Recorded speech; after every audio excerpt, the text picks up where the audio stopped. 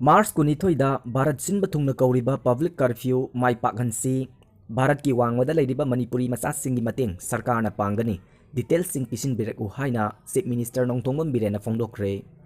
भारत की वांगवदा हौजिक लेबा कयादा मही तमदुना अमसुंग तोंगान तोंगानबा थबकसिंग तौदुना लेरिबा मणिपुरी मचासिंगीदमक स्टेट सरकारना भारत सरकार की मिनिस्ट्री ऑफ एक्सटर्नल अफेयर्स की खुथांगदा पांगबा याबा मतेंग पांगनी मखोइगी ममिंग मथा लेफमना चिंगबा अकुप्पा डिटेल सरकार पिसिनबिरकु हाइना मणिपुर की चीफ मिनिस्टर एन बिरेना फोंदोखरे।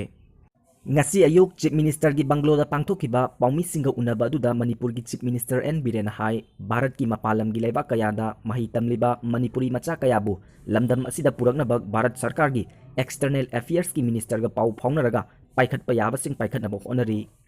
भारत सरकार की एक्सटर्नल अफेयर्स मिनिस्ट्री की माइकईदगी मपालमदम हई तमलिबा मियोय कयागी माइकईदगी कंटेक्ट तौरकनबगी लेबाकसिंग अदुगी ओइना पाउ फाउननबा टेलीफोन नंबर सिंग पीरी। मपालमदम हई तमदुना अमसुंग थबक तौदुना लेरिबा हौजिक पंदुना लेरिबा मियोय कयागी लेफम कंटेक्ट नंबर अमसुंग एड्रेस न चिंगबा पुंगनमक मणिपुर सरकार की सीएम सेक्रेटरिएट डिप्यूटी कमिश्नर अमसुंग पुलिस सिंगी खुथांगदा पिसिनबिरकु। मपालमदगी स्टेट असिदा लागिबा मियामना मसा मसाना क्वारंटाइन तौनबा होनबियो मसा मसागी युमदगी मपान थोकपिगनु युमगी मियोय सिंगसु सोकना समनबा यारिबा मखै तौबिगनु सरकारना हौजिक thermal scanner निंगथिना थमनबा honorary हाइना chief minister बिरेना फोंदोखि। लोइनना अतोपा खंजिनबदा कानबा पाउ अमना चाइनादगी इटालीना कोरोना वायरस न सीबगी चांग हेनख्रे। चाइना की हुबई प्रोविंस ता कोरोना वायरस संदोरकपदगी सीकिबा मियोय मसिंगदगी इटालीदा सीकिबा मसिंगना हेनख्रे।